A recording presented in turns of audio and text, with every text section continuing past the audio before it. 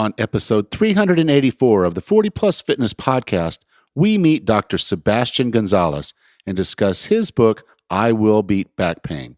You can find the full show notes for this episode at 40plusfitnesspodcast.com/384. Have you decided you're ready to make a change? To reclaim your health and fitness? The 40 Plus Fitness Podcast is here for you. I'm your host, Alan Meisner. I'm an NSAM certified personal trainer with a specialization in corrective exercise and fitness nutrition. Let me be your coach as you find your way on your health and fitness journey. All right, let's go. Hello, and welcome to the podcast today. Our guest today is Dr. Sabastian Gonzales, and he's a chiropractor in Huntington Beach, California.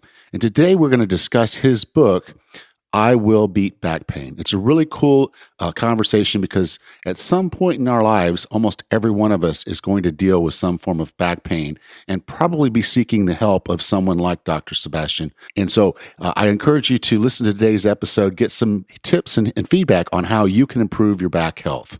With no further ado, here's Dr. Sabastian Gonzales. Sebastian, welcome to 40 Plus Fitness. Hey, how's it going? Thanks for having me. You know, there's a stat, and you put it in the book that I'm very familiar with, is that 80% of us are going to face back pain at one point in our life. I find it hard to believe that it's only 80%.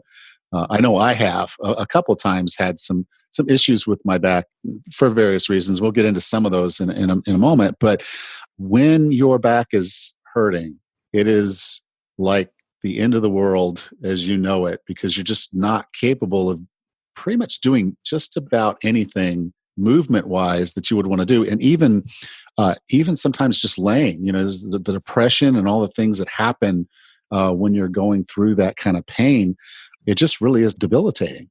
Yeah, it's a tough thing. I don't like, if you consider like shoulder issues and ankle ones, and so, they're terrible. They're not fun, but when you have a back condition, you literally cannot get up off the ground sometimes. And I know that people don't always like to talk about this, but sometimes you can't have sex with your wife or your husband. It's like there's all of the other things that are very depressing, and it affects a lot of people around you. So yeah, back pain it's pretty terrible. And the 80%, I would actually venture to say it's maybe a little bit more, because a lot of people don't report their tightness as being a back issue. So just a thought on that. Yeah, I would agree with that.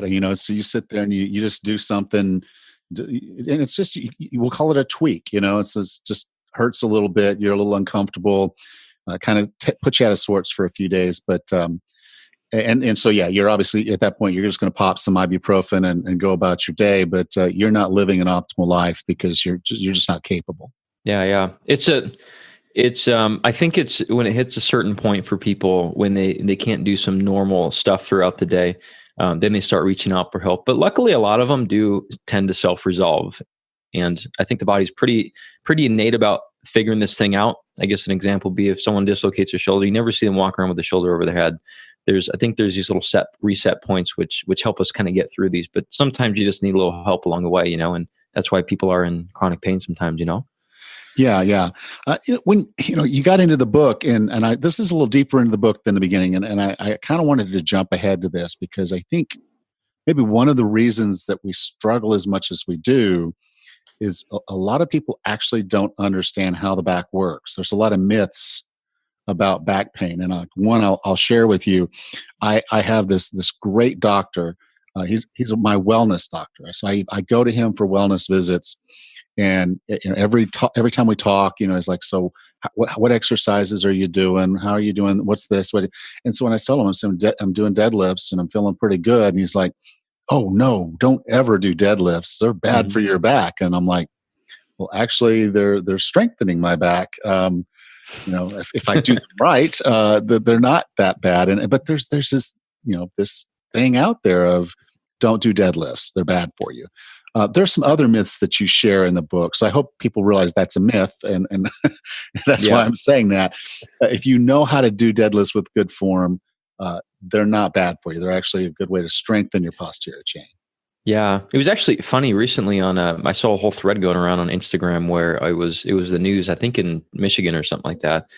Some institute put out never like squat and never deadlift and stuff like that. So it's kind of interesting, all these things that kind of fly around, but there is a lot of myths surrounding back pain, I think. And I guess I should kind of preface this and frame it, because I know there's people out there who are going to maybe take this the wrong way, but this is all based on my own clinical experience as well as the current research that I'm reading. So I don't want to say I'm poo-pooing on all these things always, but for the most part, like say like rest, like people tend to rest a bunch. And I think there's a time and place for resting, but I think there was actually a study where I had to find it, but when you do too much bed rest, it actually makes things worse sometimes, you know? And it with kind of with training too and weightlifting, like there's these bell curves, right? It's like you kind of want to be in the middle, in the soft spot on a lot of these, I guess, myths and fallacies that we have. Too much training is too much. Not enough training is not enough, and you're deconditioned, right? You want to be in the middle. But some other things that people tend to think about, you know, their back is that the tightness should always be stretched out, and a lot of times this tightness is protective. Like the body is pretty smart with this stuff. It says if you hurt yourself bending forward, the muscles tighten up on the backside to stop you from doing that from a period of time, you know? And the deadlifting one is obviously something. And a really common one, I think, is everyone's listening on who's getting into their 40s and 50s and so on, that it's not always age related. And there's not actually, I think the peak, actually, I had to look back, but the peak of people having back pain is usually within their 30s.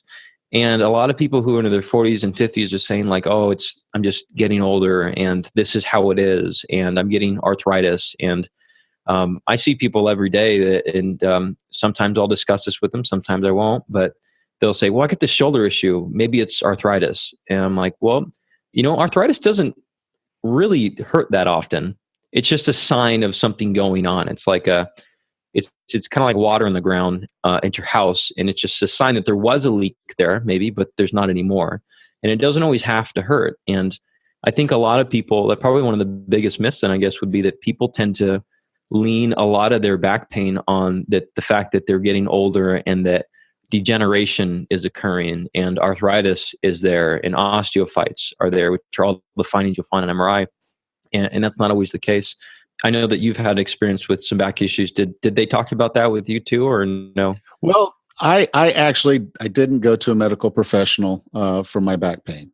I was fortunate to know what I had done and why it had happened. I was doing CrossFit and I let my ego get in the way. Mm-hmm. And the instructor there, the coach, liked to program heavy lifts, and then he liked to program dynamic movements. And so this was a heavy deadlift for max rep of 3. He started us at about 65% of max for 3. And so I calculated my max and then I started just bouncing up. Well, they started running out of weights. So my increments up were a little more than most. Most were throwing, 2.5s on the other side or 5 pounds on. Mm-hmm. I was going in increments of 10. And so I got up to what was effective, was basically my 1 rep max. Mm-hmm. And I pulled 2 really easy. And the third one, I didn't pull as easily. So I was fatigued, and a smart man would have quit. That doesn't happen in your class. Yeah, but I had a Metcon to follow up with. So I go and I get warmed up for the Metcon, and it's toes to bar, and then it's a quarter-mile run, and then it's hang cleans. And if you know what a hang clean is, it's basically where you've got the bar resting against your thigh, just slightly above your knee, and you lower it down to closer to your knee, and then you clean it up to your chest. And to me, that movement, I didn't have perfect form. I didn't do the exercise as well. Plus, it was all for time. Mm-hmm. So again, just another confounder of good form is trying to do things faster than you should because you're being timed. And so, yeah, that was just a few rounds of that. I think we're supposed to do 3 rounds, and I was on the second round, and I finished the run, and I walked up to the bar, and I looked at it for a minute, and I just said, okay, I'm done being stupid. But I sat down on a box and I just sat there for a minute. I'm like, okay, I've got a problem here. I'm hurting. I'm just going to let this sit for a while. That was the end of my workout. I didn't finish that workout because I at least was smart enough to know when I was injured, and not smart enough to keep myself from being injured. But and then the worst part of it was that I had walked there, and it was about a mile from my house, so I had a 1 mile walk. so that seared into my brain that always drive to the gym. The back is one of the most important elements in the kinetic chain. It is a part of the kinetic chain, whether you're talking about the posterior or the anterior. So front or back, it affects your movement, or side to side. It affects your movement in just about in all the different planes that we study for movement kinetics. And if you're not taking care of it, then you're going to end up with some pain or some tightness from time to time if you're active and doing things. And even if you're not active, there's still the likelihood that you're going to have some back issues at some point. Yeah, and I really like what you said there with yours, and I recognize this with mine too. Is that when I had mine, it was also deadlifting. It wasn't too much; it was just enough to create an issue. And I look back and I thought after one of the reps, I'm like, that feels weird. Okay, I'm going to keep going. And so I liked it with yours. You're taking a good responsibility with it because although they programmed it for you, you really did it to yourself. And mine was ego too. And I think there's a lot of times if the people listening are thinking about all these considerations and the reasons why their back hurts, and maybe they say they sit too much, or that their mother or father had back pain, or they say it runs in their family and all this kind of stuff.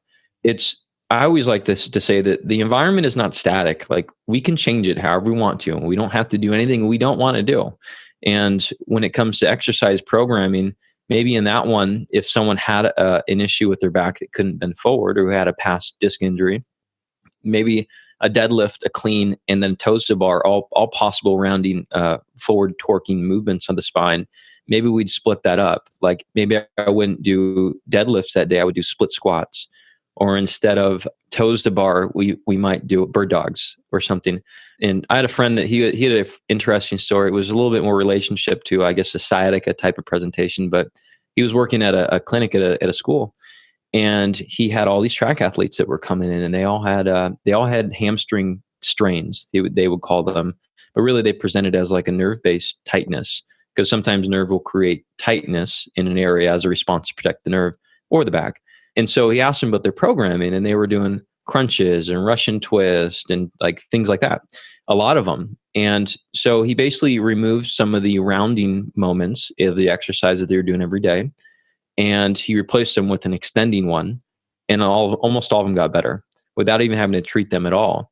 And so in that type of condition or that situation, and say with yours, is if that's the programming every day, that's the driver of the condition. And the back tightness isn't normal. It's just a result of what you're exposing your body to throughout your entire day, entire week. Yeah. And that was my big takeaway from that, was that while this guy, is fairly decent at his programming, that there are times when he is not on his game. Yeah. And, I need to pay attention to that, and so that's a lesson. And that's, really in my mind, that's the value of pain. I mean, a lot of people think pain is a bad thing to be avoided. Use ibuprofen, use a painkiller. Pain is actually a very good thing if it's telling you that your movement pattern's wrong. It gives you that opportunity to fix it before you do some real damage. Right. There's a one guy I interviewed that he had a good saying. He would if patients are really, really not getting the point about pain. He says, so it sounds like, correct me if I'm wrong, but pain is here to punish you throughout your life. And they're like, well, no, I don't think that's it. And it's like, well, pain is your alarm. Pain protects you, right? So I do think when we think of it that way and use pain as your guide, it very rarely steers you wrong, and you figure out the mechanics of how you can actually improve what your condition is, whether it be a back or a hip or an ankle or whatever. So yeah, well, in a book you talked about some questions. I think you probably, you were asking me as I was reading the book. So, but I assumed it sounded like a question that you'd probably ask your patient, and it was, what do you believe to be true about your back or leg pain? Because I thought, you know, if I went to a doctor, if I felt like I needed to go to a doctor, and I was there, and he asked me that question, I would have 100 different answers, but that's only because I've studied, corrective exercise, and I've done those things. Back before I did those things, I remember going to a chiropractor with my then wife, now ex-wife, and she was going to the chiropractor and loved him. And then I went over there, and he was basically I can't think of what the actual name is, but the Swedish guy, Schwan, whatever his name is, but just that you think of that perfect Swedish looking guy, and I'm like, that's why she's here. And she says, well, let him check you out, okay? And at this point, I was 29 years old. I was about as fit as I could possibly be. I was at about 11% body fat and lifting, moving, doing everything I wanted to do. And he goes and he starts, checking my hips and checking. He says, "Oh, you could really use an adjustment." I'm thinking, I'm not in any pain. I have no outward symptoms whatsoever. You can physically look at me and know that there's really weren't any muscle imbalances at that point. I was actually still really good about training balance and not just training upper body and ignoring lower body. I was very well balanced. And I just, and if he had asked me that question, I would have just said, it's, you get pain and then you do something about it. But what are the most common answers that you get when you ask that question? There's a bunch, but I know that, so a lot of times they'll tell you that it's muscle tightness. And I just got off the phone that there was a lady that she had gluteal pain. And so right around the cheek on the side, hurts when she gets up in the morning. It gets better a little bit throughout the day, hurts to sit, actually squatting's okay, she said, but deadlifting's not good. And so I can investigate all I want to and deduct that I want to do a certain thing with her. But unless she's willing to accept the suggestion, she's going to think I'm full of crap. And so I like to really figure out who, I don't want to say my opponent, but who the other person I'm playing chess with, because this person's in here for my guidance.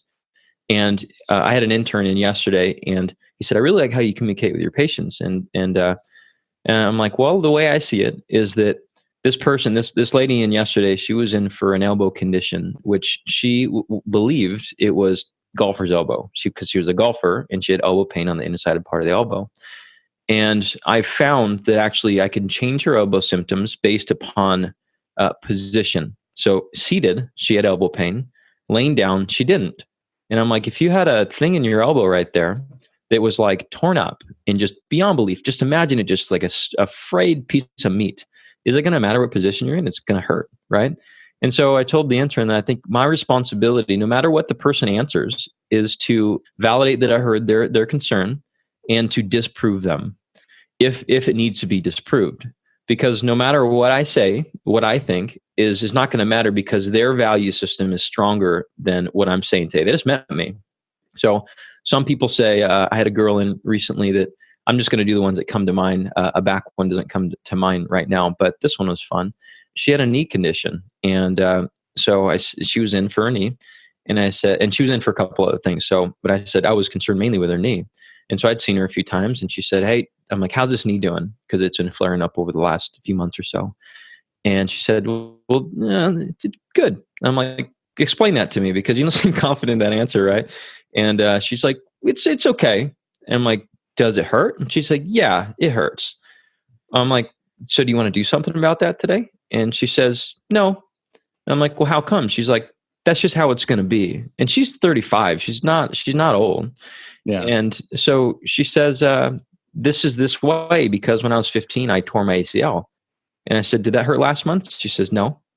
And I said, it hasn't hurt for 20 years. And now it hurts today. And she says, yes. And I said, so you believe it's from your ACL injury? She says, yes. And I said, what do you think is going to get rid of that? And she said, losing weight. And I said, so which one is it? Losing weight, or is it the ACL? And last month you weren't in pain. So through that, they're not always wanting to have this discussion, but to implement what is going to be useful, whatever that might be, we need to refute what they've been told. And some people have been told with their back that, again, that they're that they have a muscle strain. A lot of times they'll get hung up on these imaging findings, and a lot of times they'll end up at so I was told when I was 15 I had scoliosis.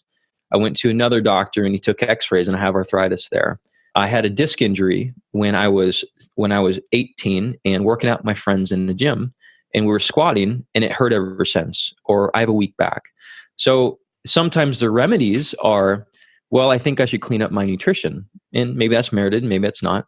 Some people then with the weak back conversation, they'll say, well, I need to strengthen my core. And so they have all these beliefs of, again, they could be right, they could be wrong based upon what we see. And then they have the corrections they think they need. And I feel like my responsibility with that is, again, to prove or disprove that. And if there's an intervention that they're doing which is harmful, and let's just say with the back, they're saying, well, or with the core one, and they say, well, my core is weak because my back is weak and I need to do sit-ups. So if bending forward is a triggering movement for them, which it is for a lot of people with disc issues, big or small, then they're triggering their symptom. So in that case, I would tell them, well, here's the reasons why I don't agree with that, and I'll prove it and disprove it many ways. And then I make a suggestion of something else we can try. However, if that same person says, my core is weak, I'm going to do Supermans, so extensions. A lot of times these people, extension is fine. So at that point, we kind of choose, like, is it worth fighting this battle with this person or not? And it probably isn't at that point. So we need to figure out what the triggers are with their symptoms, figure out what their beliefs are, what's going to help, and then pick and choose of where we want to dabble with their life, Yeah, because I think that's a lot like with what I do as a personal trainer is I have a limited amount of time with a client. And if they're not buying into the program, then they're not doing the things that we need them to do when they're not with me. So that's where my challenge is say, okay, look, I can work your butt off in the gym, or I can work you out online. I can give you a program to do, but if you're not doing the work, or you're not eating the way you need to eat, or you're not getting the sleep that you need, or you're dealing with chronic stress, we're still not going to get you exactly where you want to be. So they do have to kind of do that buy-in. And I want to talk about that buy-in because I think that's a huge thing that it's kind of the tantamount to what your book is about. If you don't have that, you don't get there. And I appreciate that question kind of takes us there. And I think the reason that you can do that is because you've become an expert through self-requirement. You had an injury when you were younger playing baseball, and then you got older and you had another injury, but you still wanted to play baseball. So I can completely appreciate that. I played football in fairly competitive leagues, flag football and otherwise, until I was 41. So I can get the wanting to be out there, and then when your body just starts telling you, hey, take a break, and your brain's saying, no, I still got it. Can you talk through your second injury? Because I think that's the one that I really felt like, okay, at that point you were not new to back pain, and you were not new to injuries, but you approached it in a very, I think, really, I mean, you were mature, but you approached it. It's hard to be mature when you're in pain. It's hard to be mature when you're dealing with your own issues, and it's hard to be mature when there's Dr. Google. But you approached it in a very good way. So I appreciate if you tell that story. Yeah, thanks. So yeah, the second one. So I was 35 at the time, actually. So the difference of the first one was 16, and I think the big difference between the two was that, number one, that I had 8 years of clinical experience under my belt, so I kind of knew the body a little better. But also too, because I was older, it was funny how quickly I ran into like is this what it's supposed to be like getting older type of thing, and because everyone tells you after a certain age, it's like your body's going to start to wear away. And so even though I kind of knew better, it still creeped in. And I find even now with some of the things that I'm like, I had patients just the other day that they had, right now I have a little bit of mid back pain up into and it's not a lot, it's just a little aching and burning and so on. So this person comes in and they explain it, and I'm able to troubleshoot it with them. However, it's hard to troubleshoot on yourself. It's really hard. And although I knew how to work with people with back conditions, it was hard to see through like the fog of having it. And so through the second time, I went and saw a friend who he was right around the corner, and he's a good clinician. And I offered him money. I wanted to pay. I didn't want anything for free. And I know my insurance wasn't going to cover, but I know the value of it, and I know what this can turn into. So it's very scary, and it's depressing. And I wanted to make sure that I was gonna get better, because I know you can get better. I just, for some reason, I couldn't find my own way doing it myself, and I was fearful of movement. I didn't want to bend forward. I didn't want to pick up a weight anymore. I stopped running. I stopped doing everything, and so I didn't want to deload, and I didn't want to get worse over time. So I went and found, I talked to him. I said, look, Cody, I had this thing. I want you to help me with it, and I want you to be my quarterback, basically. And I'm willing to pay you. I will do everything you ask, and that's it. So I kind of submitted myself to his judgment of what he thought we should do versus my own. And it was actually, once I kind of did that, it was very relieving knowing that someone else has an eye out for you. And so he went through the whole rigmarole and tested everything. And like, I was even freaking out, thinking like, you get these little flickers in your legs sometimes. And it's just, I call them creepy crawlies. And it's like, is this Parkinson's? Is this MS? So your mind just runs wild. And so he ruled all that stuff out beyond reasonable doubt, and gave me a game plan. And probably within the first week, I documented all this to make sure that in case I ever misspeak, that I wrote like a ledger. I wrote like a diary and did an audio throughout the thing, because I knew it would be a unique situation that I hope I'm never in again, but I'll probably be in a couple more times. And I think I was about 50% better in a week. And I just followed his game plan. And then, so as I went through that, I eventually got to the point where I was better. I'd say I was like 80-90% better, like didn't have any pain, but still had thought. And so as baseball season started to come around again, I went back and I said, hey, Cody, check me out. Like, I want you to stress test everything and just figure out where, if there's any risk reward variables. Like, am I going to risk anything by going and swinging a bat? Because back when I was 16, I did like 4 months of rehab, swung a bat. I was down again really quickly, like the first swing. So it freaked me out, because I have this past experience thinking a swinging a bat was going to take me down. So he stress tested everything, and he's like, you're good to go. He's like, the biggest problem with you right now is that you don't have general physical preparedness. You're not lifting anything. You're not doing anything. And so I reached out to a strength coach. And so he took me through deadlifting and squatting and single arm pulls and pushes and so on. And he came into my office, and I paid him over $100 a time, and he did it twice a week. And so I'm really the living version of what I wish people would do with back pain. And I know how to cue a deadlift. I wrote a whole darn article on it on bodybuilding.com. But having a keen eye to it and having someone cue you and coach you is extremely valuable. And just knowing that it's going to be okay. Like, just saying, is this safe? And they're like, yeah, it's safe. Do it, So that was very helpful. So that was Brennan Gassamia got me through that. And then now I'm out on my own. I played baseball that season. I have no problems. But it really gave me a good insight to see what patients see on the other side, because it's doubt is what they basically get. Are we doing the right thing? Are we progressing in the right direction? Am I going to hurt myself again? And it's scary. So we can help people with that. And I got a unique dosage of it.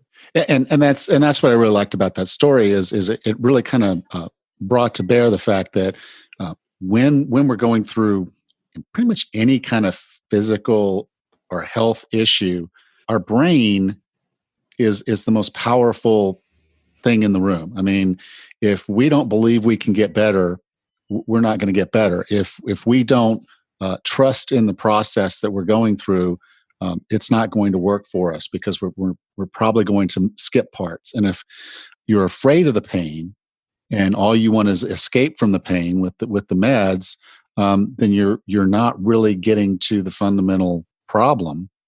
Mm-hmm. And as a result, you're not getting the help that you need. And I do really appreciate that you took the time to say, hey, I want to go ahead and bring in the professionals that are going to get me where I need to be, so I can get there quickly and know that I'm going to get there the right way and not re-injure myself, not set myself back even further. Can you talk a little bit about, particularly with your clinical experience, some of your patients are going to come in with the mental disconnects, the depression. Some are going to come in with the physical limitations. How does someone who's coming into this, how do they beat both of those? So the first thing is I think I'll start with this. This is just my overall general overview to people, and I want to make sure that when people come in, they understand that there's phases of things and things drop off. And because I know people think that, well, I was given this one thing this one time and it worked, and I'm going to stick with it for the rest of my life. So I usually recommend 4 categories roughly. There's scab picking, based upon Stuart McGill's work. There's first aid, there's support, and then there's loading. And some people come in needing a lot of first aid. They tend to trigger their symptoms a lot, and they need to do a little bit more of just wound care. And it's simple stuff, and you don't do it forever. And scab picking is people who, with say flexion intolerant back pain, like disc injuries, they just like deadlifting. They just don't stop. The good thing with those people is that, or by the way, deadlifting is not bad. It's bad at that time. let me make sure to clarify that. Yeah. Or we clean it up. Yeah. So that's why I start with that disclaimer. But so the people that are actually willing to keep going, they're actually the easiest ones to help, because the people who are scared of movement or scared of weight, they get freaked out really quickly, and they I don't want to say they overanalyze it, but they're very keen to what their body's feeling. And I did have a lady before that she came in and I couldn't even examine her at all, and she wouldn't get out of a very straight spine position. And I said, let me see. I just want to see what your tendencies are. Let's go ahead and touch your toes. And she's like, nope, don't want to do it. And I said, why not? She's like, I think it'll hurt. I'm like, well, will it hurt? And she's like, I don't know, but I don't want to attempt it. So imagine getting that person then into encountering load. And by load, which is kind of the 4th step, which I had a gentleman in last night that he was very straight with picking up weight I just have him do a simple carry, like a farmer's carry. 25 pounds per side, nothing big, like grocery bags. And so he's very straight by picking it up. And so I said, I'm okay with that at this point. But what I want to be very clear with you on is that you look like you're afraid to bend your spine. And that's no way to live, And these implements here, like barbells and trap bars and kettlebells and bands, these are all implements to teach how to encounter loads through life. And so he's like, because he's wondering how far we're going to get with, like, what else should we do? I'm like, well, how would you pick up your child? And he would demonstrate it. I'm like, great. That's basically a squat or a deadlift. And I'm like, how would you start a lawnmower? And it's a single arm pull. And there's a little bit of resistance behind it. So everybody, I tend to start with just ask. There's a long process. I start with about an hour just question answer time. And I want to see where they're at with things. And because some people, you can kind of see their hesitancies. Sometimes they're being strong, and they're not showing their weaknesses, and they just don't talk about it. But when you dig enough, you start to figure out where their tipping point is. So I think for the original question was, how do you differentiate between the two? Was that right? Well, it's more of, yes, you're going to, I guess you kind of halfway answered it. When I come into the clinic, you have to be part doctor, part shrink to say, okay, is this a person who's going to drive through and want to do this? Mm-hmm. Or is this someone who's going to hesitate? Right. Oh, and you got to bridge both of them. You got to keep the gung-ho ego guy from continuing to hurt himself or herself. And you've got to keep the scared mouse aware that they are going to have to do some things that will scare them in order to get past this. Right. And so those ones who are a little bit more gung-ho, again, they're easier because they're not afraid of really hurting themselves. They're willing to try things. They're adventurous. So we can be a little bit more cavalier with these people, and just as long as they do trigger their symptoms, you give them a safety net. And a lot of times that's their first aid that we've gone over that first day, and it might be something simple. The mouse-like people, I always think it's interesting, and being on the other side, when I paid the strength coach to come in and work with me, so he'd come a couple days a week, and eventually came one, and then he came once every 2, and so he's texting me and he's like, did you do some strength work this week? And I said, well, I skipped a day. Or I'd find out that I wouldn't do I wouldn't put as much weight on when he was there or when he wasn't there. And so I think it's useful to be very realistic with these people and to say, I think just directly, are you going to realistically do the things that I'm asking on your own? Because I think a lot of people have the best intentions with it, but they don't do it. and they don't do it, or they don't do it well, or they have hesitation. I did have a guy that came in the other night that I gave him about 3 things I wanted him to try, and part of the doing is me testing to see whether this is going to work or not. And if not, I need to pick a different tool. And so he came back in. He said, it hurt to do it. I stopped, and I didn't do anything. And I'm like, so one of them hurt you, but you didn't do the other 2, you know? And so I think it's useful to be very realistic with these people and have the conversation that, are you really going to do it on your own? And if not, you need to have someone who keeps you accountable. If not me, somebody else. It's fine, but you need to talk to someone about it. And that's one of the things, when I sit down with a client, I'm like, okay, we're not going to get to the end game if you don't have a very deep emotional desire. I call it a why, to get where you want to go. So the vision. So if it were back pain, the vision is to no longer have back pain and be able to do the things you want to do physically. But you have to have a why. You have to really have something that's going to drive you and keep you, seated and moving forward. And that's the commitment.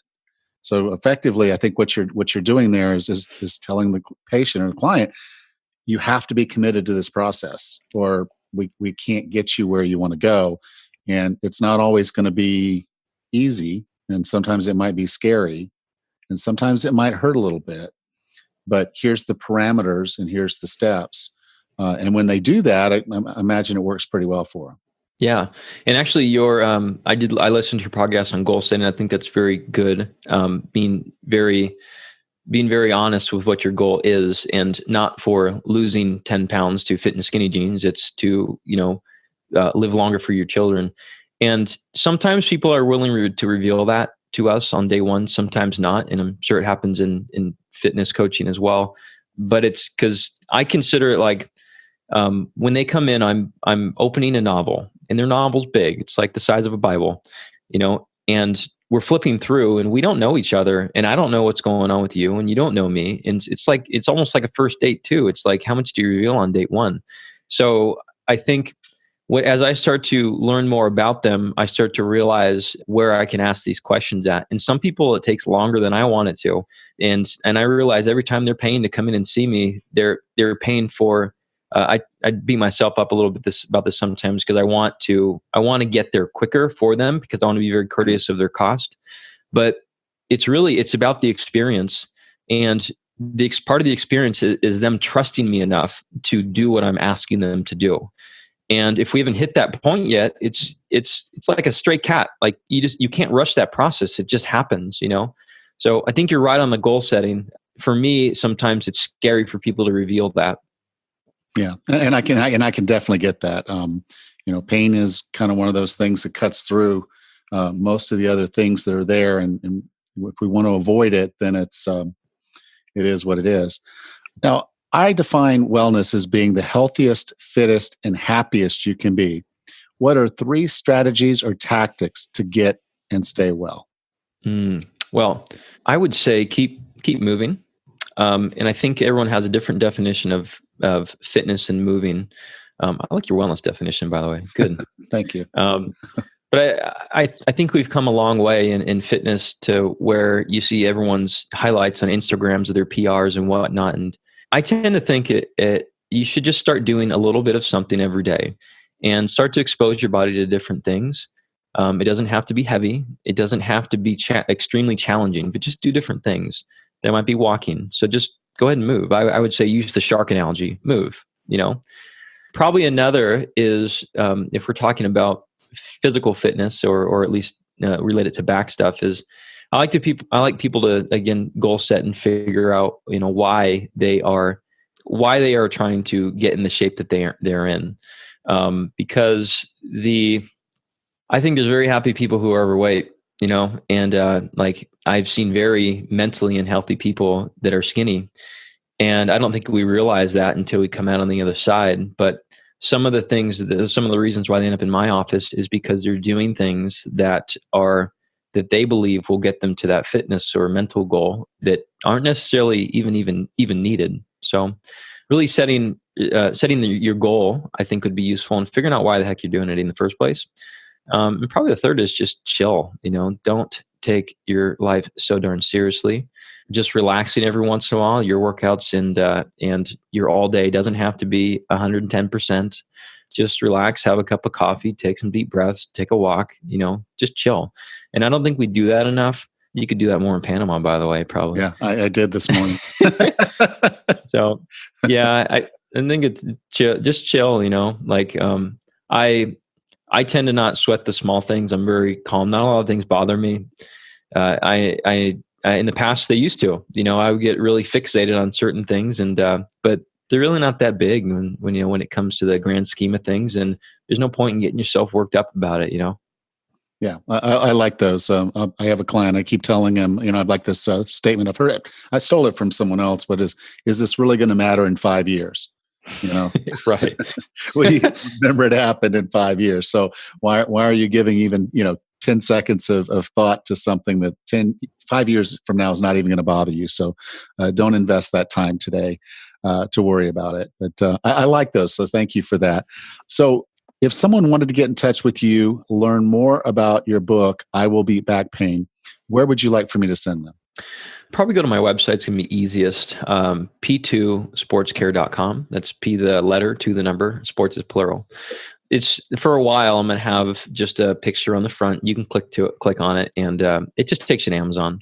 Some people are going to forget the name of the book, I Will Beat Back Pain, but if you go on Amazon, it's on Kindle, it's on paper, it's on Audible. So I tried to hit all one of the cool format. things about the audiobook is you actually put a little bonus content in the audiobook, right? So right, your audio journals and stuff.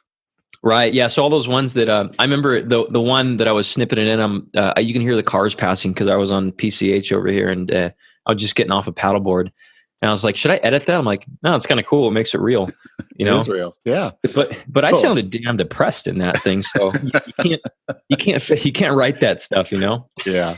But, so this is going to be episode 384, and you could go to 40plusfitnesspodcast.com/384, and I'll be sure to have a link to your site there, Sebastian. So thank you so much for being a part of 40 Plus Fitness. Yeah. Thanks for having me on. This was fun. You're a good interviewer, by the way. Everyone should leave a review for Alan. Yeah. And it's always nice to have another podcaster on. So thank you. Yeah. I appreciate everything you're doing. It's a good job on the podcast, and audio is great. Everything's good. Awesome. Thank you.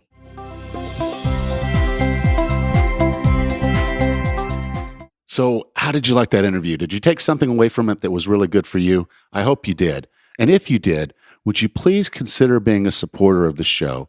You can do this by going to 40plusfitnesspodcast.com/support. And that will take you to our Patreon page. Now, Patreon is a really cool service that allows you to make monthly contributions to a show like this and help us keep the podcast going. So go to 40plusfitnesspodcast.com/support and become a patron of the 40 Plus Fitness Podcast. I really do appreciate it. Thank you. Next time on the 40 Plus Fitness Podcast, we meet Dr. Mark Bubbs and discuss his book, Peak, the new science of athletic performance that is revolutionizing sports. Until then, have a happy and healthy week.